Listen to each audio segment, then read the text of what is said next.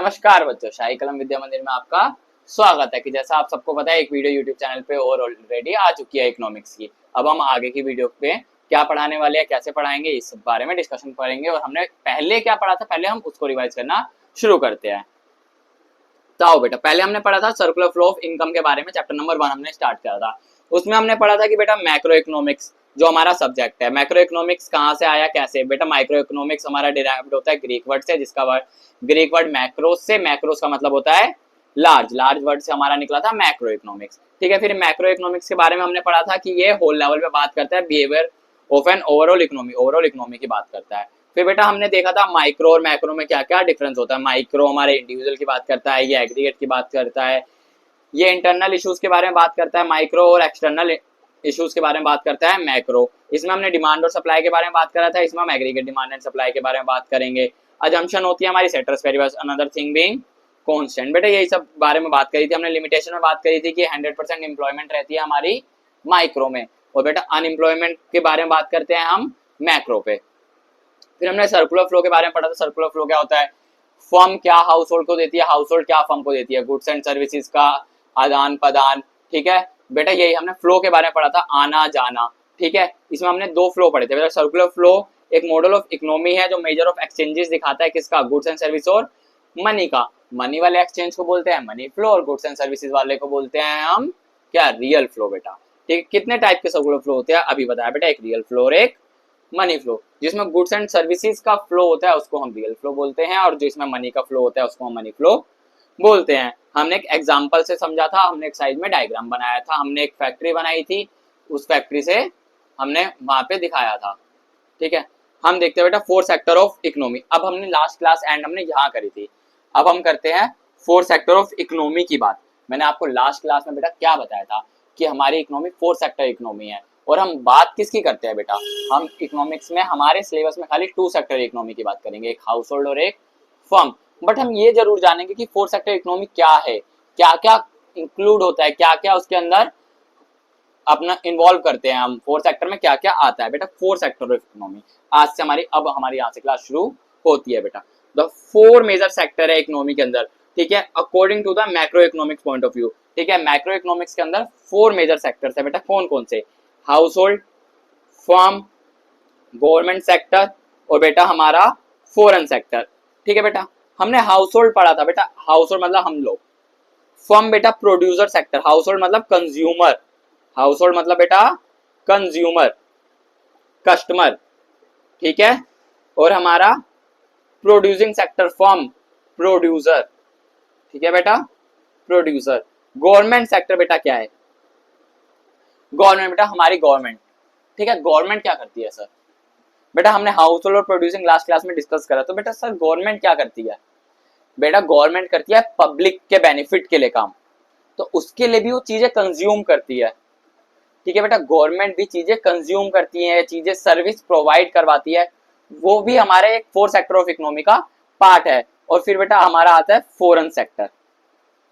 बेटा हमारी चीजें कंज्यूम आउट ऑफ इंडिया भी होती है, फॉरेन सेक्टर मतलब हमारी कंट्री के बाहर, हमारी चीजें हमारी कंट्री के बाहर भी कंज्यूम होती है, और कंट्री की चीजें, अनदर कंट्री की चीज भी हम कंज्यूम करते हैं। तो फॉरेन सेक्टर में आ जाएगा हमारा फॉरेन ट्रेड, हमारा एक्सपोर्ट और इंपोर्ट। एक्सपोर्ट मतलब बेटा हमारा गुड्स कितना बाहर की कंट्री वाले कंज्यूम कर रहे हैं, और इंपोर्ट मतलब बेटा बाहर की कंट्री का गुड्स हम कितना कंज्यूम कर रहे हैं। तो हम शुरू से बेटा पढ़ते हैं क्या लिखा हुआ है।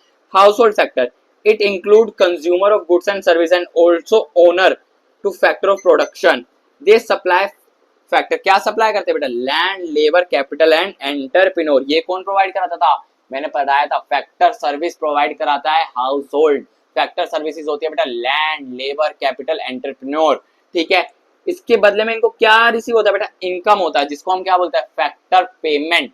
लैंड के बदले में रेंट, लेबर के बदले में वेजेस, कैपिटल के बदले में इंटरेस्ट, एंड एंटरप्रेन्योर के बदले में, एंटरप्राइज के बदले में बेटा प्रॉफिट। ठीक है बेटा, हम इसके बाद प्रोड्यूसिंग सेक्टर पे आए थे कि फर्म, फर्म क्या करती है, फर्म हाउस होल्ड को क्या प्रोवाइड करा रही थी, फर्म हाउस होल्ड को प्रोवाइड करा रही थी goods and services. It includes all production firm, जो फर्म प्रोड्यूस कर रही है क्या in the economy to produce goods and services. किसके लिए प्रोड्यूस करती है बेटा, हाउस होल्ड के लिए प्रोड्यूस करती है। द फर्म हायर करती है factor production from house hold, house hold के लिए बेटा क्या देती है, गुड्स एंड सर्विसेज प्रोवाइड कराती है। इसके बदले में क्या मिलता है फर्म को, कंजम्पशन एक्सपेंडिचर, जो हाउस होल्ड कंज्यूम कर रहा है उसके बदले जो पैसा मिलता है वो फर्म के पास जाता है। बेटा इसी तरीके से हमारे पैसों का फ्लो हो रहा था। फर्म हाउस होल्ड को दे रही थी, फर्म किसको दे रही थी, हाउस होल्ड को दे रही थी। ये रहा बेटा, ये रहा, ये हमने पढ़ा था फैक्टर पेमेंट। फर्म किसको दे रही थी, हाउस होल्ड को दे रही थी पैसा, क्या, फैक्टर पेमेंट। और हाउस होल्ड क्या दे रहा था फर्म को, गुड्स के बदले में पैसा दे रहा था, जिसको हम कंजम्पशन एक्सपेंडिचर बोल रहे थे। इसके बाद अब हमें आगे का पढ़ना है, ठीक है बेटा। It's act in two capacities, government sector two capacity में बात करता है बेटा। क्या क्या कैपेसिटीज हैं सर, वो हम आगे पढ़ते हैं बेटा। क्या, एज अ वेलफेयर एजेंसी, बेटा मैंने आपको पहले ही बोला कि गवर्नमेंट पब्लिक बेनिफिट के लिए वर्क करती है। गवर्नमेंट किसके लिए वर्क करती है बेटा, पब्लिक बेनिफिट के लिए। As a welfare agency it is involved in maintaining law and order, defence, other service of public welfare. बेटा लॉ एंड ऑर्डर, बेटा कोर्ट, ठीक है, रूल्स रेगुलेशन गवर्नमेंट के द्वारा बनाए जाते हैं, जो हमारी रक्षा करने के लिए, हमारे को प्रोटेक्ट करने के लिए बनाए जाते हैं। बेटा डिफेंस, हमारी आर्मी, हमारी पुलिस, किसको, हमारे को प्रोटेक्ट करने के लिए बनाई गई है बेटा। एंड बेटा अदर सर्विसेज, बहुत सारी सर्विसेज बेटा, बहुत सारी सर्विसेज देती है गवर्नमेंट। आपके आसपास राशन की दुकान होगी बेटा, गवर्नमेंट राशन शॉप, ठीक है बेटा, वो हाँ क्या, वो भी बेटा गवर्नमेंट की सर्विस है, बहुत ही मिनिमम कॉस्ट पे आपको पहले मिलता था और अब फ्री मिलता है, ठीक है। तो बेटा पब्लिक वेलफेयर के लिए मिल रहा है। और अदर क्या बेटा, ब्रिजेस बनाना, पुल बनाना, रोड बनाना, हाईवे बनाना, ये सारी गवर्नमेंट की सर्विसेज हैं बेटा, ठीक है, जिससे हमारे को बेनिफिट मिल रहा है। ओके, इसके बाद बेटा एज अ प्रोड्यूसर भी गवर्नमेंट काम करता है। पब्लिक सेक्टर बेटा सारी की सारी हमारे यहाँ पे क्या है, प्राइवेट कंपनीज नहीं है, हमारे यहाँ पे पब्लिक कंपनीज भी हैं जो गवर्नमेंट पब्लिक वेलफेयर के लिए काम कर रही हैं।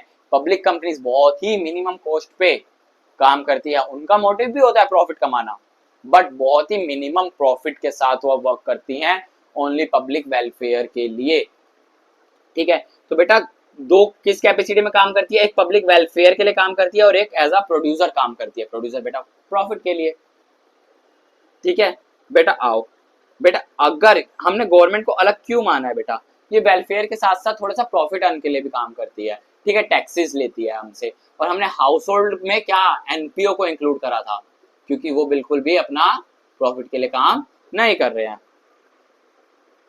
बेटा। इसके बाद हमारा आता है foreign sector. Foreign sector, external sector, ठीक है, रेस्ट ऑफ द वर्ल्ड। तीनों ही सेक्टर को हम क्या बोलते हैं, फॉरेन सेक्टर, एक्सटर्नल सेक्टर और रेस्ट ऑफ द वर्ल्ड। ये हमारा 4 सेक्टर है। अब तक हमारे 3 सेक्टर हो गए बेटा, हाउस होल्ड, फर्म और बेटा गवर्नमेंट, और तीसरा बेटा हमारा फॉरेन, ठीक है, foreign sector. This sector include transaction with the rest of the world, अपनी कंट्री के अलावा पूरे वर्ल्ड के साथ ट्रांजैक्शन करती है, ठीक है। It's involved in export and import of goods and services and flow of capital between the domestic economy and the another countries. बेटा फ्लो ऑफ कैपिटल, पैसों का आदान प्रदान, दूसरी कंट्रियां इंडिया के अंदर इन्वेस्ट करती है, हमारी कंट्री दूसरी कंट्री में इन्वेस्ट कर रही है, हमारी कंट्री दूसरी कंट्रीज के कंपनीज में इन्वेस्ट कर रही है, उनमें इन्वेस्टमेंट कर रही है, उनमें कैपिटल लगा रही है। बेटा मालिक जितना भी पैसा फर्म के अंदर, एक बिजनेस के अंदर लगा रहा है उसको कैपिटल बोला जाता है। तो कोई भी पर्सन एक फर्म के अंदर लगा रहा है पैसा, उसकी शेयर होल्डिंग लेने के लिए, उसका शेयर होल्डर बनने के लिए, उसमें ओनरशिप लेने के लिए, तो उसको कैपिटल बोला जाएगा। तो बाहर की कंट्रियां यहाँ पे पैसा लगाती हैं, यहाँ की कंपनियों में उनकी ओनर बनती है, और हमारी कंपनी, हमारी कंट्री से लोग पैसा बाहर की कंपनी में लगाते हैं, वो वहाँ के ओनर बनते हैं बेटा। तो कैपिटल का भी फ्लो होता है, एक्सपोर्ट और इंपोर्ट होता है बेटा। अब हम जो 2 सेक्टर के बारे में बात कर रहे हैं ना, फर्म और हाउस होल्ड, तो हम एज अ क्लोज्ड इकोनॉमी के बारे में बात करें। सर ये क्लोज्ड इकोनॉमी क्या होता है बेटा, एक होता है ओपन इकोनॉमी और एक होता है क्लोज्ड इकोनॉमी। इसमें क्या डिफरेंस है बेटा, क्लोज्ड इकोनॉमी बेटा मतलब कि हमारी जो इकोनॉमी है क्लोज्ड है, हम किसी और कंट्री के साथ ट्रांजैक्शन नहीं कर रहे हैं, हम आत्मनिर्भर भारत बनाकर काम कर रहे हैं कि हम सब कुछ हम अपने आप ही करेंगे। और ओपन इकोनॉमी बेटा हम अपनी कंट्री के साथ साथ दूसरी कंट्री के साथ ट्रेड कर रहे हैं, गुड्स एंड सर्विसेज का, कैपिटल का आदान और प्रदान, ये ओपन इकोनॉमी हो गई बेटा। हमारे 4 सेक्टर्स यहाँ पे हो गए हैं। इसके बाद बेटा हम ना एक बात करते हैं जो हमने अभी पहले बात करी थी, हमने बोला था कि 2 सेक्टर्स के बारे में बात करेंगे। तो बेटा हमारा सर्कुलर फ्लो ऑफ इनकम किसमें बात कर रहा है, टू सेक्टर ऑफ इकोनॉमी के बारे में कर रहा है। टू सेक्टर ऑफ मॉडल कौन से हैं, एक क्लोज इकोनॉमी के बारे में बात करेगा, ठीक है, consisting of household sector and producing sector, consist को करेगा हाउस होल्ड और प्रोड्यूसिंग।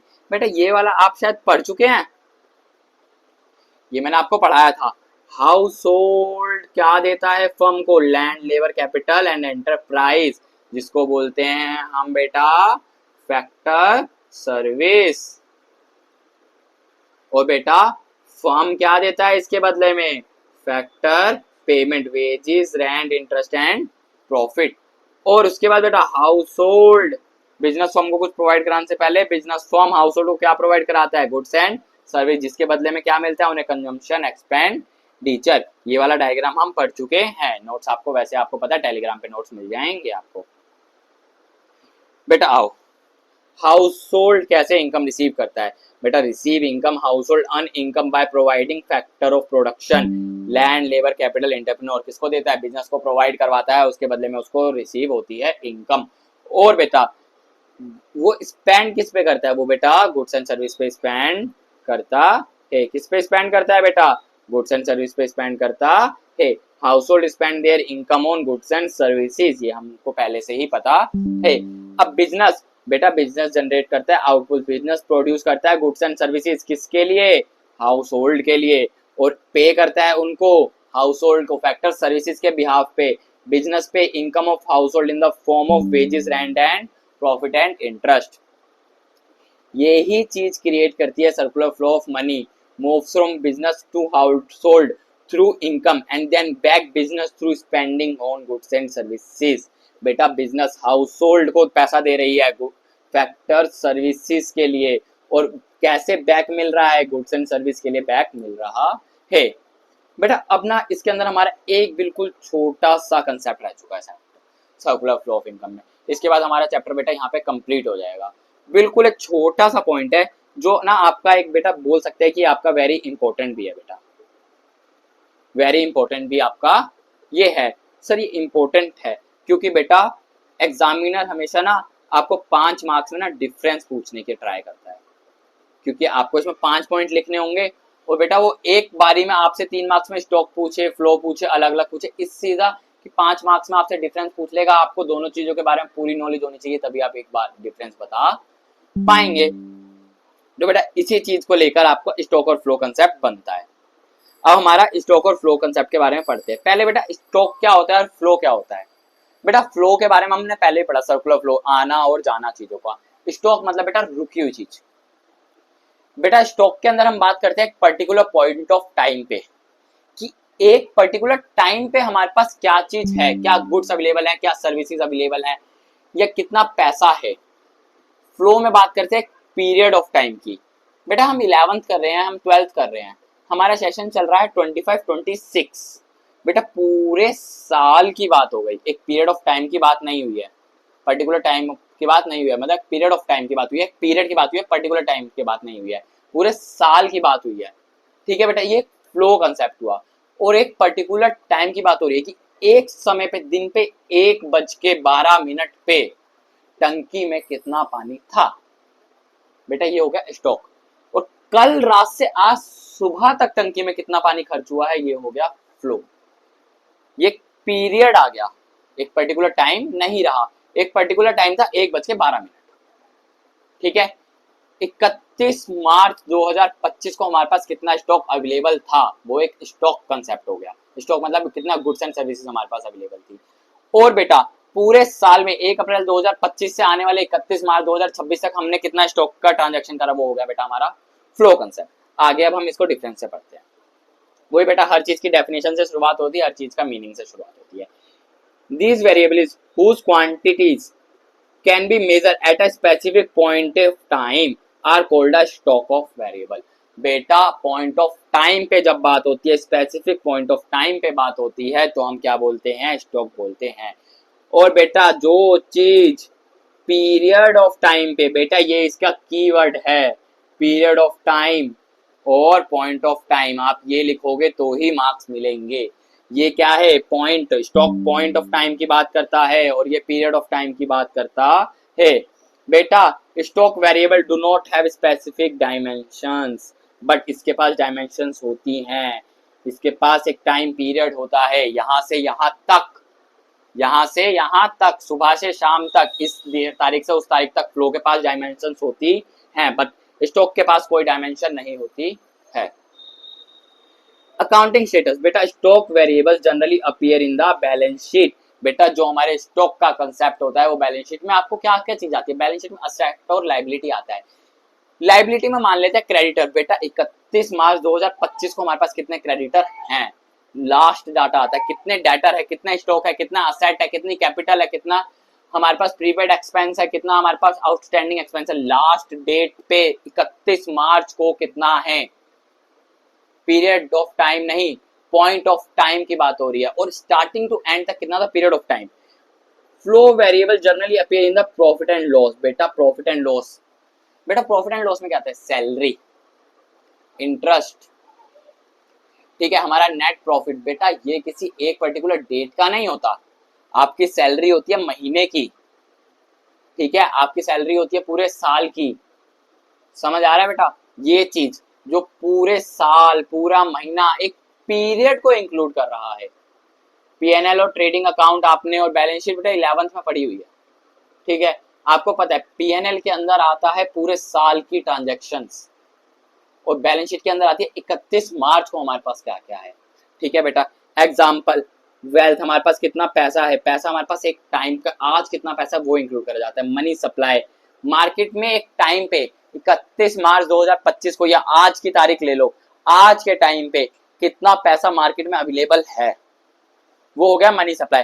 और पीरियड ऑफ टाइम में बात करें तो स्टार्टिंग टू एंड तक, जब से 500 के नोट आए हैं और जब से आज की तारीख तक कितना पैसा 500 के नोट मार्केट में आ चुके हैं, बेटा ये फ्लो हो गया। और आज के टाइम पे कितने मार्केट में पैसा 500 के नोट घूम रहे हैं, वो गया स्टॉक, ठीक है। डेट्स, बेटा हमारे को कितने पैसा ऐसा लेना है, हमारे को कितने का पैसा देना है। इन्वेंट्री, बेटा स्टॉक लास्ट डेट पे कितनी है, और एक पॉपुलेशन कि आज इस समय कितनी है, पूरे साल में कितनी पॉपुलेशन बढ़ी, फ्लो, आज कितनी पॉपुलेशन है, स्टॉक। खर्चा बेटा पूरे महीने का है, पूरे साल का। सेविंग, हमने पूरे साल की सेविंग देखते हैं। डेप्रिसिएशन पूरे साल का लगता है, चैप्टर नंबर बेटा 14 या 13 है आपके अकाउंट्स में, ठीक है। इंटरेस्ट बेटा पूरे महीने का मिलता है आपको। एक्सपोर्ट इंपोर्ट बेटा पूरे साल का देखते हो आप कि आपने कितना एक्सपोर्ट करा, कितना इंपोर्ट करा। चेंज इन इन्वेंट्री, इन्वेंट्री हो गया बेटा आज के टाइम पे हमारे पास कितनी है, वो स्टॉक।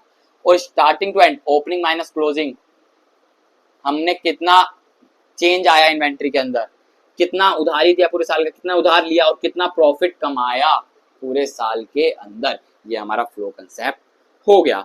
बेटा यहाँ हमारा चैप्टर होता है complete, circular flow of income. बेटा बहुत ही छोटा सा चैप्टर था, 12th का हमारा पहला चैप्टर आज यहाँ पे खत्म होता है। अब हम आपको मिलेंगे सेकंड चैप्टर के साथ। सेकंड चैप्टर हमारा जो भी होगा, आपको उसके नोट्स भी हमारे व्हाट्सएप पे, वो आपको टेलीग्राम पे मिल जाएंगे। नमस्कार दोस्तों, आज की क्लास हम यहीं खत्म करते हैं।